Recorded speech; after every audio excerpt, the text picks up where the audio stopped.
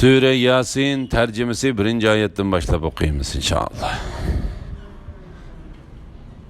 Euzubillahimineşşeytanirracim. Nihayeti şefkatlik ve mihriban Allah'ın ismi bilen başlayayım. Yasin.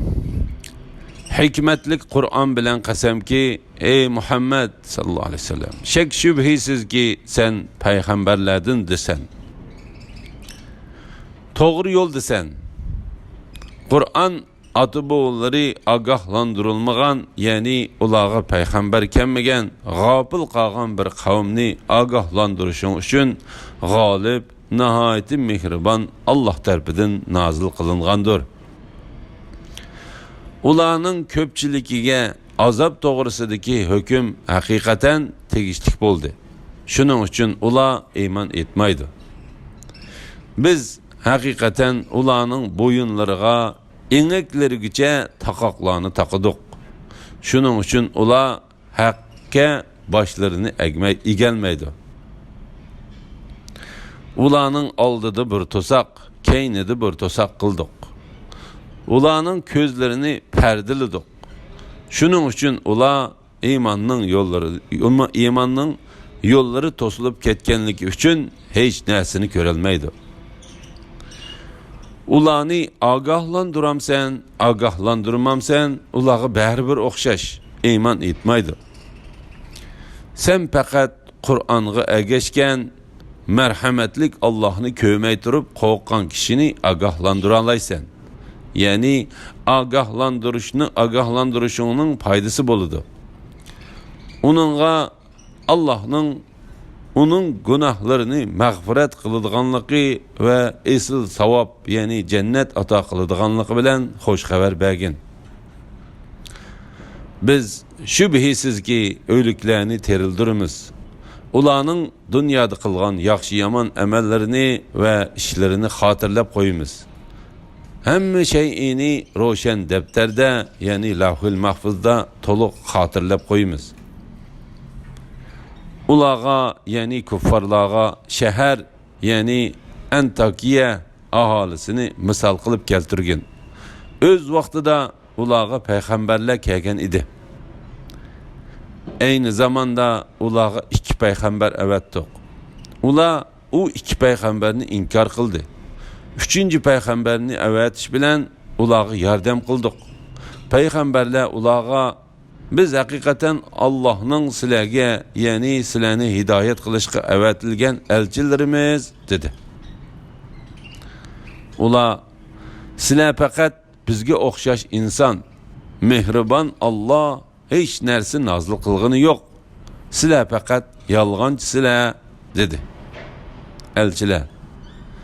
Rabbimiz bildi ki biz şek şübhisiz silege evetilgen elçilerimiz.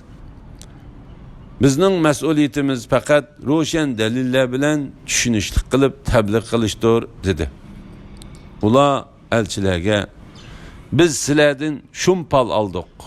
Eğer siler davetinlarını toxtatmasanlar, silerini çokum taşkisak kılıp öldürmez ve bizning qattiq jazoyimizga uchraysizlar dedi. Elçiler, küfrünla sebebidin şumluqunla özünla bilen billidir. Silergi vazi nasihat kılınsa şumpal alamsizlar, hergiz undaq emas. Yani iş siler guman kılgandek emas. Siler Allah'a şirik keltiriş bilen haddidin aşkıcı kavimsizlar dedi. Şehirning yiroq joyidan bir kishi, yani Habib Najar yugurib kelib aytdi. Ey qavmim, payg'ambarlarga agishinglar. To'g'ri yo'lda bo'lgan, iymonga da'vat qilganligiga sizlardan haq so'ramaydigan kishilarga agishinglar. Men nimishqa meni yaratgan va sizlar o'lgandan keyin dargohiga qaytadigan Allohga ibodat qilmay, men Allah'tan gayrini ilah kılıp aladigan bolsam, eğer mehriban Allah bana birer ziyan zahmet yetkizmekçi bolsa, ularning şefaati menden hiç nersini teb'i kılalmaydı. Hem de meni qutqizolmaydi. Eğer undaq bolsa, yani Allah'tan gayrini ilah qılıp aladigan bolsam, men haqiqatan op-oçuq gumrohlikda bo'laman. Men haqiqatan sizlarni yaratgan Rabbinglarga iymon etdim. İmanımga quloq selinglar ve onunğa guvoh bo'linglar. Qavmi uni o'ldirib etgandan keyin onunğa jannatga kirgan deyildi. O kaşki qavmim Rabbimning menga mag'firat qilganligini ve meni hurmatliklardan qilganligini bilsa edi dedi.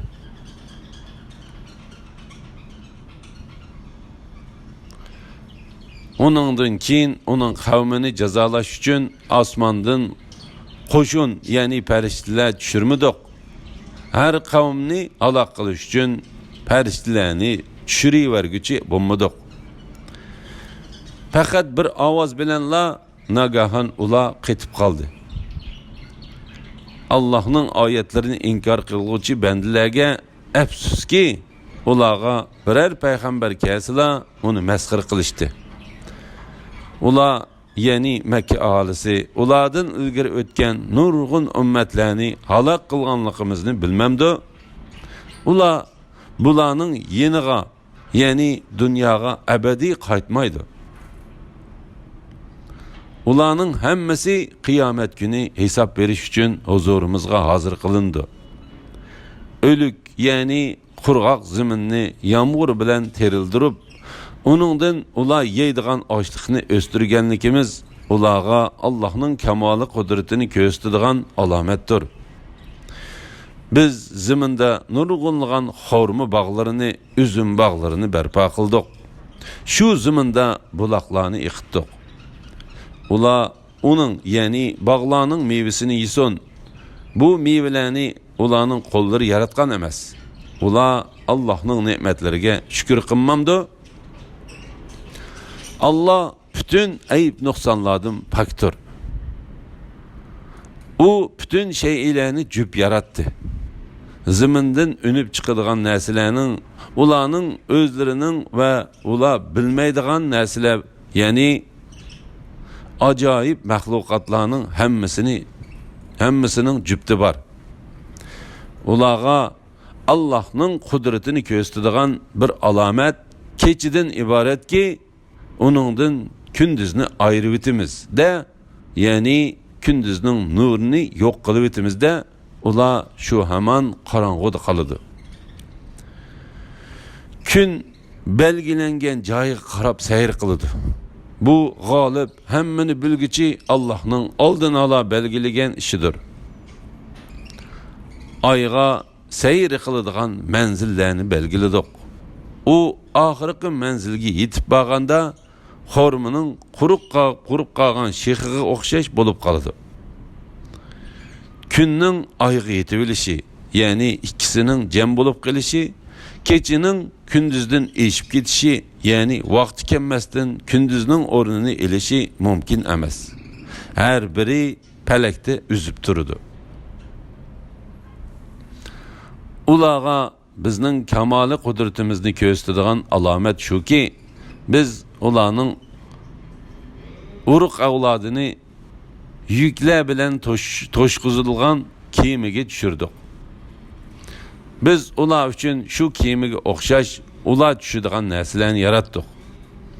Agar biz xohlasak, ularni g'arq qilib etamiz. Ularga yordam berguchimi bo'lmaydi va ularni qutuldirguchimi bo'lmaydi. Faqat biz rahim qilganligimiz va ularni muayyan muddatgacha hayotdan bahramand qilganligimiz uchun ular qutuldiriladi. Ularga rahmatga erishishinglar uchun oldinglardagidan, ya'ni dunyo azobidan va oqinglardagidan, ya'ni oxirat azobidan qo'rqinglar deyilsa, ular buningdan yuz o'riydi. Rabbining payg'ambarining rostligini isbotlaydigan oyatlaridan bir oyat kelsa, ular buningdan yuz o'riydi. Agar ularga Allah sizlarga rizq qilib bergan narsalardan faqirlarga sadiq qilib beringlar deyilsa, kafirlar mu'minlarga masxir qilish yuzidan agar Alloh xolisa rizq ta'minlaydigan odamni biz ta'minlamdik. Sizlar faqat ro'shan gumrohlikdasizlar deydi.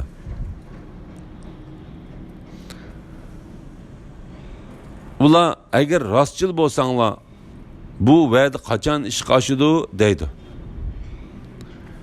Ular faqat bir ovoznila, ya'ni Isrofil alayhisalomning birinchi qitimliq chaqan surinila kutdi. Ular dunyoda savdo setiq va shuning o'xshash ishlar ustida janjallashib turgan holatlarda u ovoz ularni halok qildi. Ular bir-biriga vasiyat qoldirishqimi, oilasiga qaytishqimi qodir bo'lolmaydi. Ikkinchi qitimliq sur chelingan aman ular qabrlaridan chiqib Robbi tarafga yugurdi. Ular voy iset, bizni uxlayotgan yerimizdan, ya'ni qabrimizdan kim uyg'otdi deydi.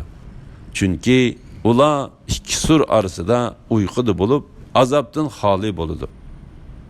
Farishtalar ya mu'minlar uning javoban mehribon Allohning va'da qilgani mush kun payg'ambarlar rost aytgan deydi. Faqat bir ovoz bilanla ularning hammasi huzurimizga hozir qilindi. U kunda hech bir insonga qilchi zulm qilinmaydi. Sizlarga faqat qilmishinglarga yarasha jazo berildi. Shubhisizki u kunda jannat ahllari ne'mat ichidadir. Ular va ularning juftillari jannatlarning soyillari ostida taxtlarga yulangan holda turdi. Ular uchun jannatda turli meyvelar bor. Ular uchun jannatda ularning ko'ngli taqan narsalar bo'ladi.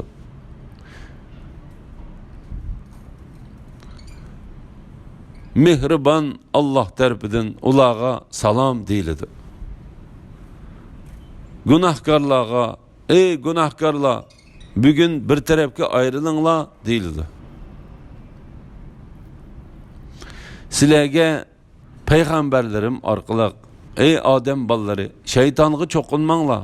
U haqiqatan sizlarga oshkora dushmandir. Mang'ila ibodat qilinglar. Bu to'g'ri yo'ldir deb tavsiya qilmadimmi? Shubhisizki shayton sizlardan nurg'un kishilarni ozdirdi. Buni tushunmamsizlar? Sizlarga va'da qilingan jahannam mana shu. Sizlar dunyodagi cheg'inlarda kafir bo'lganliginglar uchun bugun jahannamga kiringlar. Shu kunda ularning eg'izlarini pechatlab bitimiz. Ularning qilmishlarini qo'llari bizga so'zlab berdi. Putlari guvohlik berdi. Ya'ni har a'zo uningdan sodir bo'lgan ishni so'zlab berdi. Agar biz xohlasak, ularning ko'zlarini albatta yo'q qilib o'tdik. Ondan ular yo'l mengishga oldiraydi. Lekin ular qandoqmi ko'ra olsin? Agar biz xohlasak, ularni o'ylardilar surati mubaddal, ya'ni maymun, cho'shqa yoki tosh qilib o'tdik. Shuning bilan ular oldig'imi mang'almaydi, orqig'imi qaytalmaydi. Biz ömrünü uzun qilgan odamning tenini ojizlatibimiz. Ya'ni yoshlik, qironliq vaqtlardagidan ojizlaydi, qiriydi. Ular buni tushunmamdi. Uningga, ya'ni payg'ambarga biz she'r ta'lim bermadik. Uningga she'r munosib emas. U faqat teriklarni ogohlantirish, kafirlarga azobning tegishlik ekanligini bildirish uchun nozil bo'lgan va'z nasihatdir va ro'shan Qur'ondir. Ular bilmamdiki, ular uchun hayvonlarni qudrat qo'limiz bilan xalq etdik.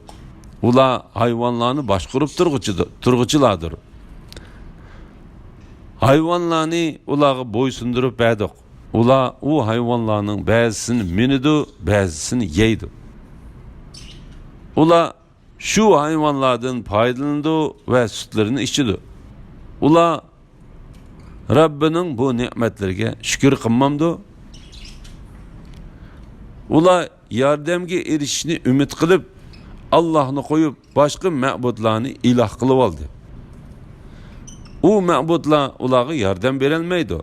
Bular shu ma'budlar uchun, ya'ni ularning xizmati uchun hozirlangan qo'shindir.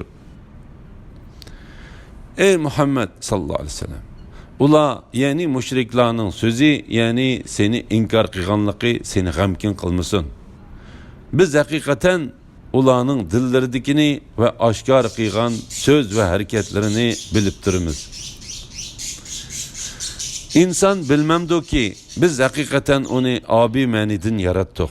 Andın hem de o Rabbige aşkarı husumetçi bulup kaldı. O bizge insanın kayıt terilişini yırak sanap, çirigen soneklerini misal kılıp gösterdi. Özünün yaratılganlıkını bolsa unutdu. O çirip ketken soneklerini kim terildireleydi o dedi. Eytkin ki onu en dastlabda yaratgan zat terildirdi. O her bir mahlukning bilgichidir. Allah sizlar uchun yeşil daraxtdan o't paydo qildi. Sizlar uning bilan o't yoqsizlar. Osmonlarni va zaminni yaratgan zat ularning o'xshishini yaratishga qodir emasmi? U buningga qodir. Allah mahir yaratquchidir, hammani bilgichidir. Allah birer şeyini yaratışını irade qilsa, onunğa vücudga kel deydi de, o vücudga keladi. Allah paktur ki, her bir narsaning egilik huquqi onun qo'lidadir. O'lgandan keyin uning dargohiga qaytirilisizlar.